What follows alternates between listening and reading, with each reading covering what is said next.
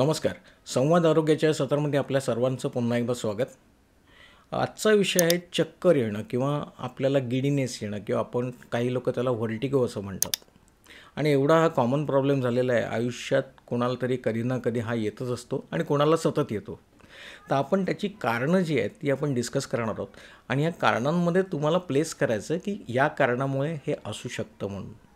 त्याचं सर्वात आधीचं कारण म्हणजे सर्वात महत्त्वाचं जे आत्ताच्या घडीला लवकरात टॉपवर आहे असं कारण आहे ते ॲसिडिटी किंवा पित्त, ज्याच्यामुळे छातीमध्ये जळजळ होते, उलटीसारखं वाटतं आणि मळमळ होते, कधीकधी उलटी होते सुद्धा. आणि याच्यामुळे प्रमाणाच्या बाहेर चक्कर येऊ शकते आणि ती चक्कर आल्यानंतर एकदम माणूस पडत नाही पण चक्कर येते. तर जास्तीत जास्त थंड पदार्थ खाल्ले आणि गरम पदार्थ थोडे कमी केले, शिवाय आपल्या डाएटवर थोडा कंट्रोल केला तर ही ॲसिडिटी आपल्याला बरी होऊ शकते. दुसरा एक विषय आहे तो म्हणजे सायनोसायटिस. सायनोसायटिसमध्ये काय होतं की आपल्या भोवयांच्या वरचा जो भाग आहे तिथे सगळा कफ भरला जातो. त्या हाडांच्या पोकळीमध्ये कफ भरतो आणि मग ते ठणकतं, ते दुखलं जातं. अशा वेळेला काय होतं की चक्कर चक्कर असं हल्ल्यासारखं वाटतं, तुम्ही झोपावंसं वाटतं, जास्त झोप येते आणि त्याबरोबर सर्दी खोकला किंवा थोडासा ताप हे सुद्धा असू शकतं. हे सायनोसायटिसमध्ये आपण ॲसिडिटीच्या उलटं करायचं आहे. त्याच्यामध्ये गरम पदार्थ जास्त घ्यायचे आहेत आणि थंड पदार्थ अवॉइड करायचे आहेत. तिसरं महत्त्वाचा त्रास जो आहे तो दृष्टीदोष किंवा डिफेक्टिव्ह व्हिजन. लहान मुलांमध्ये कधी ते सांगत नाहीत की आपल्याला चक्कर येते किंवा काय येते, पण मोठ्या माणसांमध्ये जसं वय म्हणजे 20च्या किंवा 25च्या जी तरुण आहेत त्यांना थोडंसं असं गरगरल्यासारखं वाटतं आणि मग बघायला किंवा दिसायला त्रास होतो, जवळचं वाचता येत नाही, कम्प्युटरवर काम करता येत नाही. अशा वेळेला त्यांना ऑफ्थॅल्मॉलॉजिस्टकडे जाऊन स्वतःच्या डोळ्यांचा तपास करून घ्यायला पाहिजे आणि त्या तपासात त्यांना नंबर हा निघतोच आणि त्याने चष्मा लावला तर हा प्रॉब्लेम दूर होऊ शकतो. तर त्याच बाबतीत ENT म्हणजे आपण समजा कानामध्ये वॅक्स झाला किंवा मळ झाला, कानातून पू येतो आहे, पस येतो आहे, त्याचप्रमाणे कानाचे इतर आजार आहेत, तर मिडल इयर म्हणून नावाचा एक कॉक्लिया नावाचा प्रकार असतो. या कॉक्लियाचा अँगल त्यावेळेला बदलला जातो आणि मग यावेळीची चक्कर मात्र थोडीशी या 2-3 प्रकारापेक्षा जास्त प्रमाणात असते. त्याच्यामुळे कानाच्या डॉक्टरला दाखवणं आणि त्याचा योग्य तो इलाज करणं हे फार महत्त्वाचं आहे. चौथी गोष्ट म्हणजे ज्या वेळेला तुमचं डायबिटीस म्हणजे ब्लड शुगरचं प्रमाण, आता इथे एवढी गंमत आहे बघा, ब्लड प्रेशर म्हणा किंवा डायबिटीस म्हणा, याची लेवल कमी झाली तरी चक्कर येते आणि याची लेवल जास्त झाली तरी चक्कर येते. त्याच्यामुळे तुमच्या समजा काही गोळ्या चालू असतील डायबिटीसच्या किंवा ब्लड प्रेशरच्या, त्या रेग्युलरली घ्यायच्या आहेत तुम्हाला. कधी तुम्हाला वाटलं तर या चक्करबरोबर हेडेक मात्र जबरदस्त येतो, डोक्याला भरपूर ठणकतं डोकं, अशातला हेडेक येतो आणि याच्यामध्ये शुगर प्रमाण कमी किंवा शुगरचं प्रमाण जास्त होतं. त्यामुळे जवळपास तुम्ही कुठेही असाल, समजा तुम्ही ऑफिसला असाल किंवा घरी असाल, तर जवळपासचं कोण जनरल प्रॅक्टिशनर आहे किंवा काही आरोग्य केंद्र आहे तिकडे जाऊन तुमचं BP आणि शुगर समजा तुम्ही तपासून घेतलं तर तुम्हाला याचा अनुभव येईल की हो बाबा, माझा हे प्रकार वाढलेला आहे, त्याची मला गोळी घ्यायला हवी. चौथा कॉमनली प्रकार, आता तुम्ही सगळे कॉम्प्युटरवर काम करताय, त्याचप्रमाणे काही लॅपटॉपवर कामं करतायत आणि तासनतास त्याच्यावर बसतायत. तुमच्या ज्या लॅपटॉपची लेवल आणि तुमची लेवल ही फार डिफरंट असते, ती लेवल मॅच होत नाही आणि याच्यामुळे काय मानेच्या मणक्यामध्ये स्पॉन्डिलोसिस नावाचा प्रकार येऊ शकतो. या स्पॉन्डिलोसिसमध्ये तिकडच्या नसा दबल्या जातात आणि कधीकधी त्या नसा दबल्यामुळे तुम्हाला हाताला मुंग्या येऊ शकतात, मान प्रचंड दुखते आणि या प्रचंड दुखलेल्या मानेनंतर तुम्हाला कळलं पाहिजे की हे स्पॉन्डिलोसिसचा त्रास आहे. यासाठी तुम्हाला एक एक्सरे काढला तर लगेच पिक्चर क्लिअर होतं की स्पॉन्डिलोसिसचा त्रास आहे. पण आता जवळजवळ तरुण पिढीमध्ये 60 ते 70% लोकांमध्ये स्पॉन्डिलोसिसचा त्रास आलेला आहे. त्यांनी घाबरून जायचं काही कारण नाही आहे. एखादा विटॅमिन त्यांना जे आहे B12 आपण म्हणतो ते घेतलं पाहिजे. त्याचप्रमाणे फिजिओथेरपीकडे जायला हवं. ऑपरेटिव्ह त्याचा इलाज सध्या तरी मी रेकमेंड करत नाही.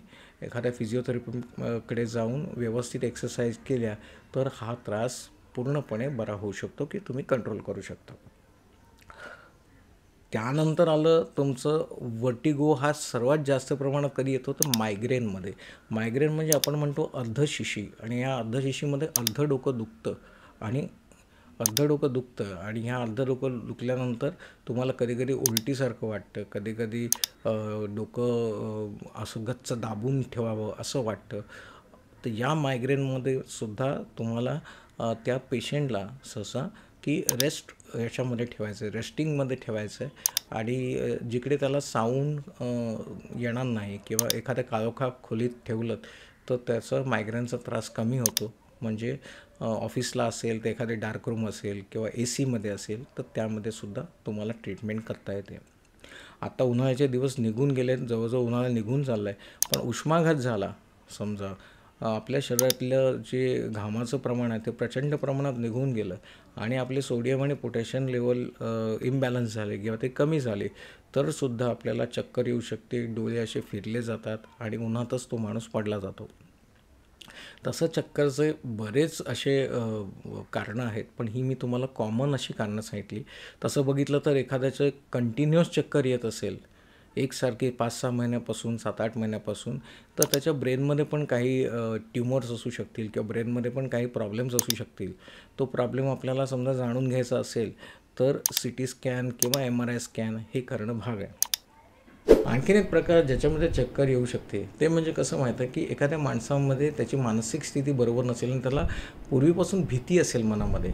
समजा तो एखादा ट्रेनमध्ये जातो आहे आणि तो सफोकेट होतो आहे, ट्रेनमध्ये बरीच गर्दी आहे, तर त्याला चक्कर येऊ शकते. दुसरी गोष्ट म्हणजे एखादा माणूस पटला आणि त्याच्या हाताला लागलं, पायाला लागलं आणि एवढं सिव्हिअर पेन त्याला आहे आणि ते पेन तो बिअर करू शकत नाही किंवा ते सहन करू शकत नाही, त्यावेळेला त्याला चक्कर येऊ शकते. याला आपण म्हणतो वाझोवेगल शॉक. हे एक कारण झालं. दुसरं कारण मला सांगता येईल किंवा दुसरी एक गोष्ट तुम्हाला सांगावीशी वाटते ती म्हणजे ज्या वेळेला चक्कर येऊन माणूस पडतो किंवा तो बेशुद्ध पडतो त्यावेळेला थोडासा ब्रेनला ऑक्सिजनचा पुरवठा किंवा रक्तपुरवठा हा कमी झालेला असतो. त्याच्यामुळे आपल्याला ब्रेनची पोझिशन जी आहे किंवा डोक्याची पोझिशन जी आहे ती हेडलो करायला लागते. म्हणून मानेखाली थोडासा एक सपोर्ट देऊन, मानेखाली एखादी उशी देऊन त्याला तो हेडलो देऊन त्याची जी ब्लड सप्लाय आहे ब्रेनचा किंवा ऑक्सिजन सप्लाय हा आपल्याला वाढवता येतो. मित्रांनो, आता समजा चक्कर येऊन माणूस आता चक्कर येते त्याला, तर आपण दरवेळेला काय सांगायचं, मी तुम्हाला सगळ्यांनाच सांगतो, ज्यावेळेला तुम्हाला जाणवतं आहे की मला आता चक्कर येते, तुमच्या आजूबाजूला कोणी असेल तर त्याला फक्त तुम्ही इंटिमेट करा की बाबा मला चक्कर येते, मला खाली बसायचं आहे. अगदी तुम्ही रस्त्यात बसलात तरी चालेल.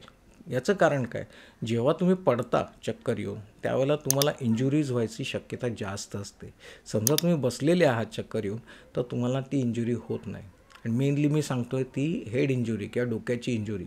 जो माणूस चक्कर येऊन पडतो तो डोक्यावर पहिला आपटतो आणि त्याच्यानंतर हेड इंजुरीमुळे बऱ्याचशा लोकांना त्रास झालेला आहे. म्हणून ज्यावेळेला चक्कर येते त्यावेळेला तुम्ही नाही तर स्वतः बसा किंवा घरी असाल तर स्वतः एका ठिकाणी बसा. मी सांगितल्याप्रमाणे जरा शांत ठिकाणी बसा आणि तिथे काळोख असेल, साऊंड प्रूफ असेल अशा ठिकाणी बसा. आणि समजा तो एखादा माणूस फेंटेड झाला किंवा त्याला बेशुद्धपणा आला आणि तो पडला आणि आता काय करायचं, हा प्रकार तुमच्याकडे सगळ्यांच्या जो कोण त्यांच्या आजूबाजूला असतात त्यांना आपल्याला वाटतं की आता बाबा करायचं काय, आता हा तो पडला आहे. तर मग जो तो स्वतःचे तर्क लावतो आणि जो तो स्वतःचं काय काय ट्रीटमेंट देत असतो. अशा वेळेला एक गोष्ट मात्र स्ट्रिक्टली ध्यानात ठेवा की बेशुद्ध पेशंटला, कुठल्याही प्रकारच्या बेशुद्ध पेशंटला तोंडावाटे पाणी तर नाहीच नाही द्यायचं आहे, खायला तर नाहीच नाही द्यायचं आहे. तोंडावाटे समजा तुम्ही काही दिलं तर ते श्वसन मार्गात जाण्याचा संभव असतो आणि तिथे ॲस्पिरेशन नावाचा प्रकार असतो आणि तिथे पेशंट दगावण्याची शक्यता असते. जोपर्यंत एखादा पेशंट शुद्धीवर येत नाही तोपर्यंत त्याला काही देण्याची घाई करू नका. आता समजा तो पेशंट शुद्धीवर आला तर मग त्याला थोडंसं पाणी, त्याला सरबत किंवा हे कर. शुद्धीवर येण्यासाठीचे 2 उपाय मी साधारणतः तुम्हाला सांगतो. एकदम कडक बर्फाचं जे पाणी आहे ते आप तुमच्या हातात घ्या आणि ते त्याच्या तोंडावर मारा. तो त्याला रिॲक्ट करतो आणि तो शुद्धीवर येऊ शकतो. दुसरी गोष्ट म्हणजे त्याच्या डोक्याच्या मध्यभागी जास्तीत जास्त प्रेशर द्या आणि ते प्रेशर एवढं जोरात द्या की जेणेकरून त्याला ती कळ आली पाहिजे आणि तो शुद्धीवर येऊ शकतो. तिसरी गोष्ट महत्त्वाची की त्याला चिमटा काढा, जोरात चिमटा काढा, त्याने तो शुद्धीवर येऊ शकतो. तर हे जे शुद्धीवर येण्यासाठी थोडेसे बारकावे आहेत ते तुम्ही लक्षात घ्या. आणि समजा तो शुद्धीवर येत नसेल तर त्वरित जवळच्या डॉक्टरांकडे लगेच तुम्ही घेऊन जा. त्याची काय अवस्था आहे किंवा त्याची काय प्रॉब्लेम्स आहेत त्याच्यावर तुम्हाला ट्रीटमेंट मिळू शकेल. मित्रांनो, चक्कर आणि फेंटिंग म्हणतो किंवा आपण बेशुद्धपणा हे को रिलेशन आहे. कुठे माणूस पडला तरी पण तो त्याला फेंटिंग येतं किंवा तो बेशुद्ध होऊ शकतो. या सगळ्या अवस्थांचा आपल्याला योग्य वेळी योग्य विचार करून आपल्याला पावलं उचलायची आहेत. तर आज आपण चक्कर या विषयावर बोललो किंवा आपल्याला डिझिनेस आपण म्हणतो किंवा वर्टागो आपण म्हणतो त्या विषयावर बोललो.